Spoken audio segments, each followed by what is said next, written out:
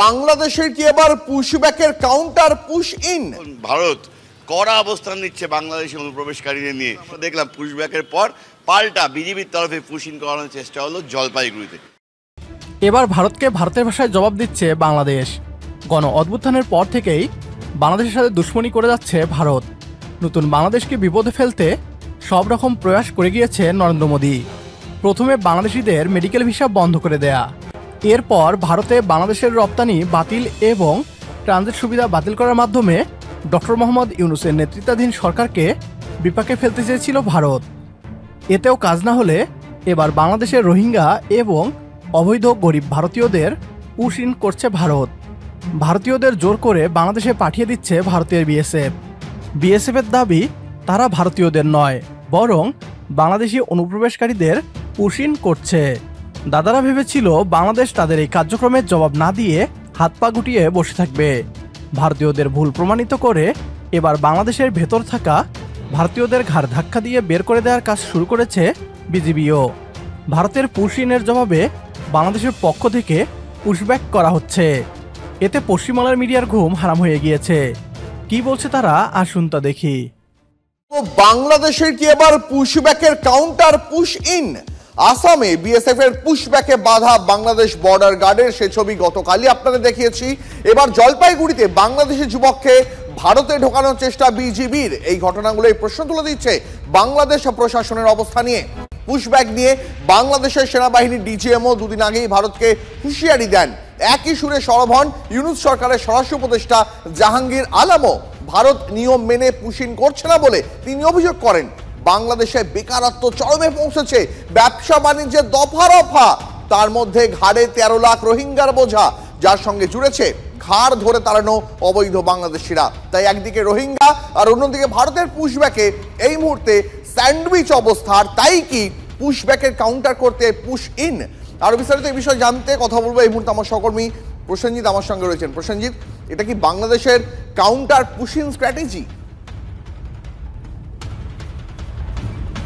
একদম, দেখো গতকালই আমরা দেখলাম যে ভারতের তরফে যখন বাংলাদেশি অনুপ্রবেশকারীদের আসাম দিয়ে সেখানে পুশব্যাক করানোর চেষ্টা করা হলো, ঠিক তারপরেই জলপাইগুড়িতে একজনকে ভারতে পুশ ইন করানোর চেষ্টা করলো বিজেপি। এবং সেই কারণে কিন্তু এই প্রশ্নটা উঠছে, কারণ ডিজিএম ও বাংলাদেশের তরফে দিন কয়েক আগে কিন্তু এই পরিস্থিতিটাকে কেন্দ্র করে ভারতের সমালোচনা করেন এবং তারা বলেন যে এইভাবে পুশব্যাক করানো চলবে না। বাস্তব পরিস্থিতি যে কথাটা তুমি বলছিলে, একদিকে যেমন বাংলাদেশের রোহিঙ্গাদের বোঝা রয়েছে, তেমনি ভারতের তরফে এই যারা অনুপ্রবেশকারীরা ভারতে ঢুকেছিলেন, দীর্ঘদিন ধরে বিভিন্ন জায়গায় ধরা পড়ছেন, তাদের পুশব্যাক করানো হচ্ছে। এবং বাংলাদেশের বর্তমান যে অর্থনৈতিক পরিস্থিতি, তাতে সব মিলিয়ে কিন্তু বাংলাদেশে একদম স্যান্ডউইচের মতো অবস্থা, নাজেহাল পরিস্থিতি, শিল্প নেই, ব্যবসা বাণিজ্য নেই, বেকারত্ব চরমে। সেই কারণেই কিন্তু এই ধরনের ঘটনাগুলো বাংলাদেশের অভ্যন্তরে ঘটছে এবং এরই মাঝে বাংলাদেশ টলমল করছে ইউনূসের নানা কাণ্ড কারখানায়। ফলে সব মিলিয়ে এই পরিস্থিতির মাঝেই যখন ভারত কড়া অবস্থান নিচ্ছে বাংলাদেশি অনুপ্রবেশকারীদের নিয়ে এবং পুশব্যাক করানো হচ্ছে, সেই সময়কালেই কিন্তু বিজেপি কার্যত কি অবস্থান নেবে তা নিয়ে প্রশ্ন উঠে গেছে। কারণ আমরা দেখলাম পুশব্যাকের পর পাল্টা বিজেপির তরফে পুশ ইন করানোর চেষ্টা হলো জলপাইগুড়িতে। ফলে সব মিলিয়ে এখন দেখার পরিস্থিতি কোন দিকে দাঁড়ায়। একেবারে প্রসেনজিৎ, অনেক ধন্যবাদ। আপনাদের দেখায় বিজেপির একটা চূড়ান্ত অমানবিকতার ছবি। এবার দেখাই আপনাদের একটা চূড়ান্ত অমানবিকতার ছবি দেখায় বিজেপির। আমরা লক্ষ্য করছি এটা কোনোভাবেই কাম্য নয়। প্রথম কথা হলো সেটা যে একটা পুশ ইন হতে থাকবে আর আমরা বসে থাকবো, এটা ভাবারও কোনো অবকাশ নেই। বিজিবি এটা নিয়ে কাজ করছে এবং সরকারের সংশ্লিষ্ট যারা আছেন তারা অবগত আছেন বিষয়টি নিয়ে। তো এই পরিস্থিতিতে পুশ ইন বিষয়টি আমি মনে করি এখনো বিজিবি সুন্দরভাবে নিয়ন্ত্রণ করতে পারছে। পরিস্থিতি যদি উদ্ভব হয় যেখানে সেনাবাহিনী ইনভলভ হওয়ার দরকার হবে, সরকারের নির্দেশে নিশ্চয়ই সেনাবাহিনী সেটাতে যাবে। বাট এই মুহূর্তে BGB is managing it very nicely এবং নিয়ম প্রথা অনুযায়ী তারা কাজটা করছে। বাট আবারও বলবো, এটা কাম্য নয়, এটা ইজ নট অ্যাকসেপ্টেড। ভারত বরাবরই দাবি করে এসেছে তাদের দেশে নাকি কয়েক কোটি বাংলাদেশি অবৈধভাবে রয়েছে। তবে এত বছরেও ভারতীয়রা 100 অবৈধ বাংলাদেশির প্রমাণও দিতে পারেনি। অন্যদিকে আমাদের বাংলাদেশে লাখ লাখ ভারতীয় কাজ করছে। ভারতের রেমিটেন্স উৎসের লিস্ট দেখলেই প্রমাণ হয়ে যায়। বাংলাদেশের অভ্যন্তরে গরিব ভারতীয়দের পুশ ইন করছে ভারত।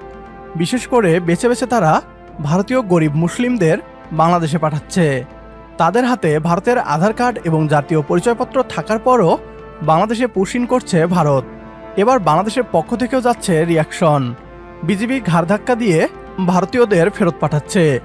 এভাবেই বাংলাদেশের ভিতরে কাজ করা সকল অবৈধ ভারতীয়দের বাংলাদেশ থেকে বের করে দেওয়া উচিত।